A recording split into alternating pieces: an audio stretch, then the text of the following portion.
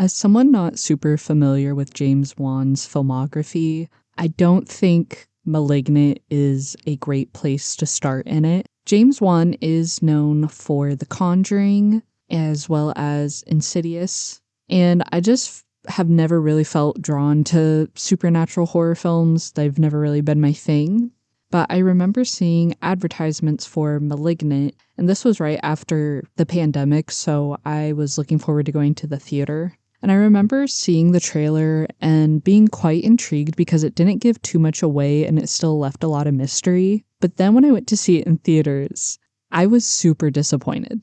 I remember going and I was so excited and then just being served a hot plate of nothing.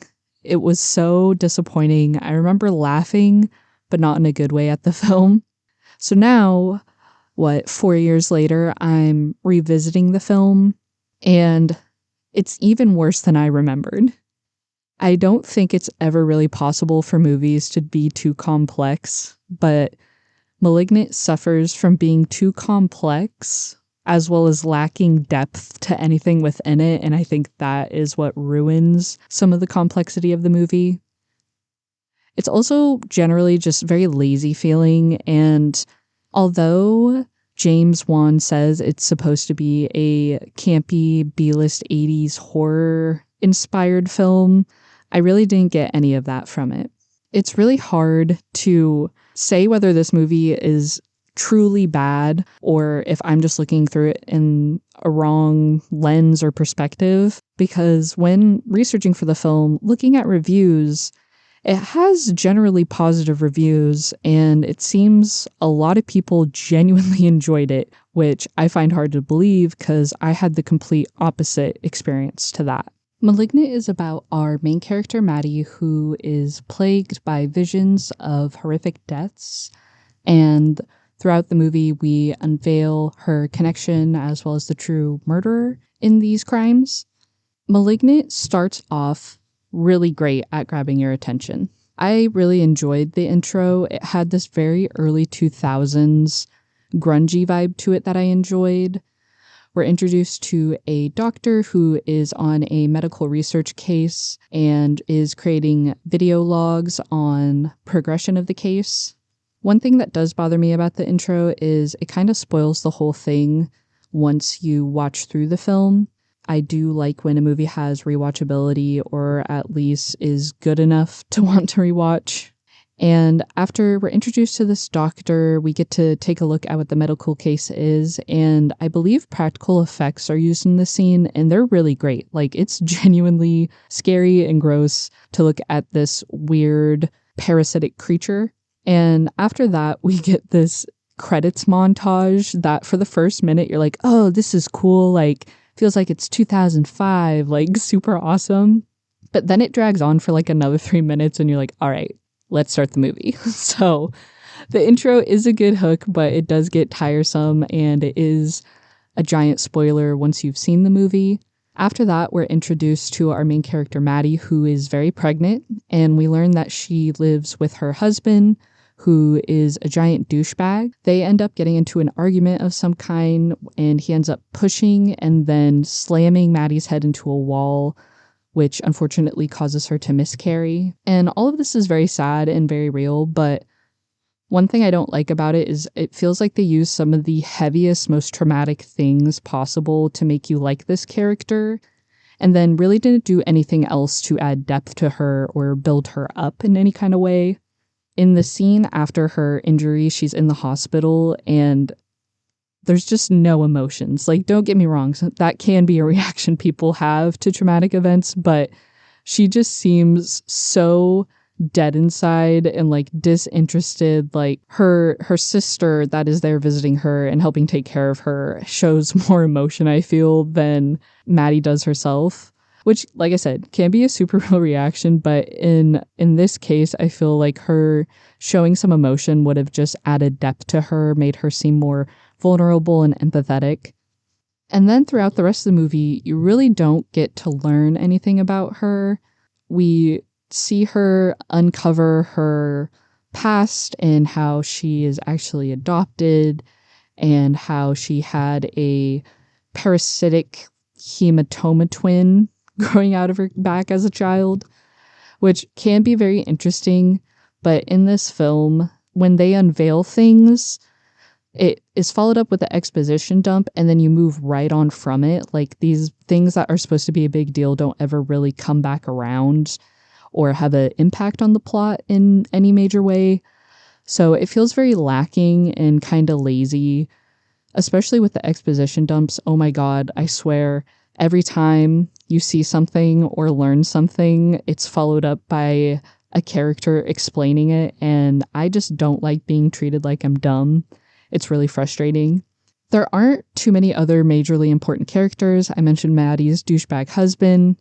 Her sister, her adopted sister, is all right. She is not very interesting or complex. She is a good sister. She's always there for Maddie and listens to her, which is cool.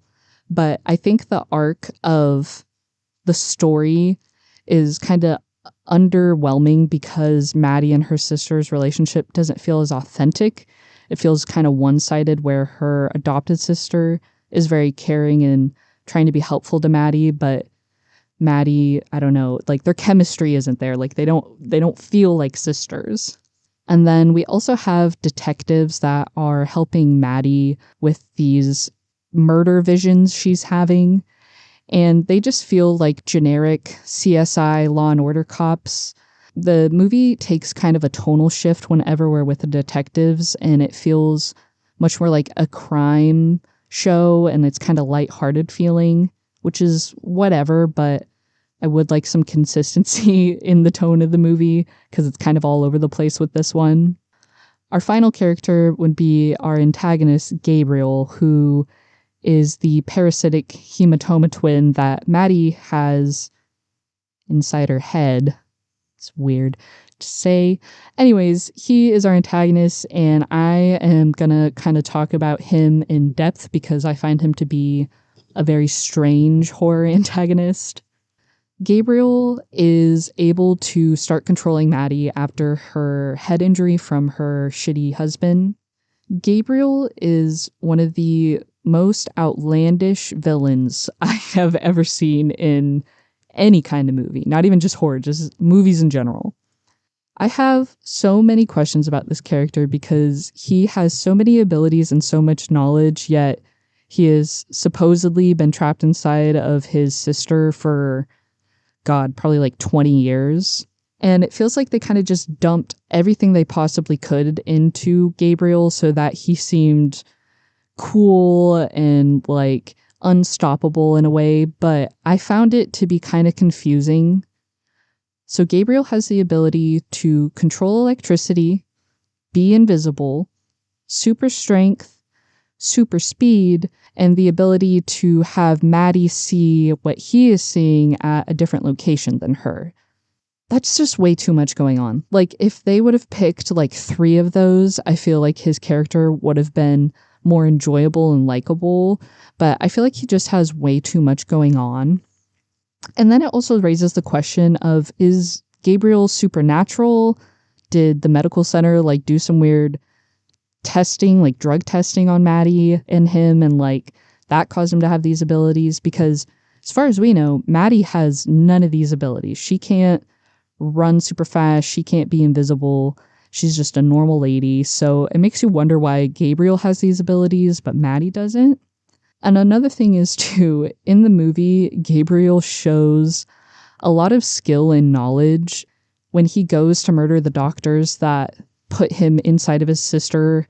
Like, how does he know where they live? He calls one of them. How did he get her number?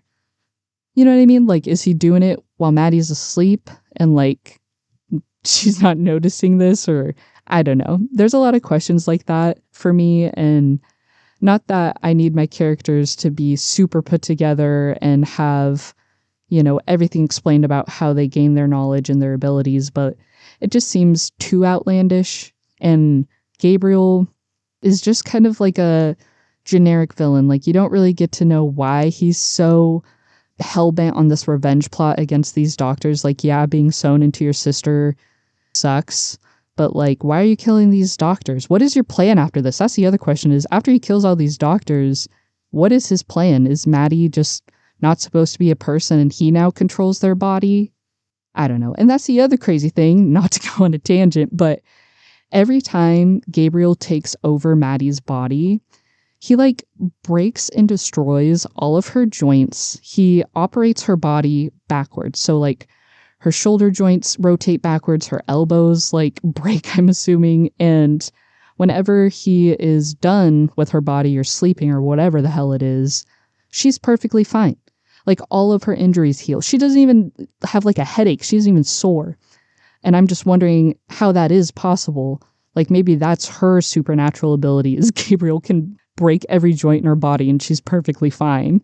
I know this movie is supposed to be kind of campy, 80s silly, and it does have some of that energy, but I feel like they took it too far. One thing about 80s camp is I feel like it is very simple, and there's normally only one big twist in it that is genuinely shocking. I always think of Friday the 13th because it's one of the first B-list horror movies I saw, and the reveal at the end of Mrs. Voorhees actually being the killer it's just some of the best cinema that we're ever going to have, especially in the horror genre. A lot of these characters either are too complex that it's silly, or there's just nothing really to them. We don't really see them built up as characters, and it felt like generally lazy writing. Surprisingly, this movie doesn't suffer from many plot holes necessarily. Don't get me wrong, there are a couple. We get two romantic plot lines, one between Maddie's adopted sister and the main detective on her case, and then another one where there's like, I don't know, there's maybe 3 scenes with her, but she's also a detective with the police department, and she has a crush on the same main detective that Maddie's adoptive sister does. Those plotlines don't really go anywhere, mainly because we don't know the fate of 2 of the characters. Anyways, I would say Malignant suffers more from having too many plot lines that are too short and not well developed. Like I mentioned earlier, Maddie is adopted, and we don't get told that until towards the end of the film, when Maddie goes with her sister back to their, I've been calling her wheelchair mom, but when they go to her wheelchair mom's house, and it's kind of revealed there about Maddie being adopted and how she used to have an imaginary friend that she would talk to and all that kind of like, I don't know, predictable stuff you could see coming. But before that, the only indication that she's adopted is Maddie and her sister look nothing alike. They have completely different physical attributes, so that's like the tell, I guess. And then there's also another plot line that kind of comes up out of nowhere where we're at the Seattle Underground tours, and Gabriel goes there to kidnap the main tour guide, who we learn is the biological mother of Maddie and Gabriel. And once again, I have to raise the question, how did Gabriel know that his biological mom worked there? How did he know the operating hours of the tours? Anyways, that seems pretty glossed over as well. After Gabriel kidnaps their biological mother, he holds her hostage in the attic of Maddie's house, and somehow Maddie didn't hear muffled screaming or like movement coming from there. I don't know, but the way they reveal that Maddie's biological mother has been in her attic is she just crashes through the floor, and Maddie as well as the detectives are there. It is one of the cheesiest, weirdest scenes because after her mom crashes through the floor, there's like this dramatic pause and then a zoom in on Maddie as she starts screaming. And they use this like generic dramatic music for every single shot like this. I kid you not, they do it at least 3 times. It gets so old after the first time. And I remember when watching this at first, I was like, ooh, the music's kind of good. But they must have had a really small budget for the music because eventually they just keep using the same audio tracks over and over again. It's like, is this really all we got, guys? Like, you couldn't find anything else to switch it up a bit from 80s synth and dramatic music. One of the themes of the movie that I figured out mainly through the reviews is that this movie is supposed to be about choosing family, and that, blood relation doesn't necessarily dictate who is your family, which is a great sentiment. And I agree 100%, but because they don't really develop any plot lines or give us any depth to the characters, it's really hard to pick up on that until the very end, when Gabriel is at the hospital where their biological mother is. And I think his plan is to kill their biological mom as well as Maddie's adopted sister. But Maddie does this weird brain trick. She makes Gabriel think that he killed her sister, which is a very gruesome scene, actually. I almost wish they would have ended it with that. That would have been the most shocking thing in this film. But they do a fake out, and you realize Maddie made Gabriel see what he wanted to see, and then she locks him in mine prison and is basically like, I'm just as strong as you. I can do anything you can do. No, girl. You cannot actually do that. And I honestly don't think just discovering you have mind powers allows you to trap your far more superior brother in mind prison, but whatever. So there's just a lot of plot lines that intersect, and they feel like they should be more impactful or meaningful to the overall plot of the movie, but it all kind of just falls short, and you never really get time to sit with these things, because right after they unveil Maddie's adopted, or her biological mother was held hostage in her own attic, we just quickly move on to the next thing. And like I said in the beginning, there's some character storylines that we don't even get to see the end of, because they just, I assume, forgot about these characters. Two of the detectives, the main detectives on Maddie's case, are gravely injured, and we just never know what happens to them. And it's kind of the same thing with her sister.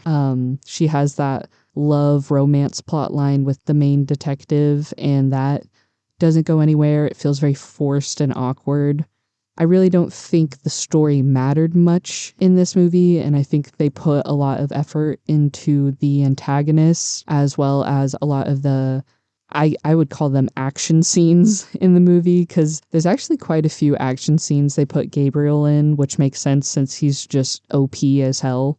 I really wish they would have taken just the adoption plot line and then the one with Maddie and Gabriel's biological mother and developed it more. I think Maddie would have been a more likable and complex character and not so surface level. Another thing that is really weird is the CGI is not that great. Considering James Wan made this film, I thought the CGI would have been really good, because he probably has a good eye for it and he has some connections maybe, and it's going to look really good. But no. Any scene with Gabriel running or fighting, bro looks goofy as fuck.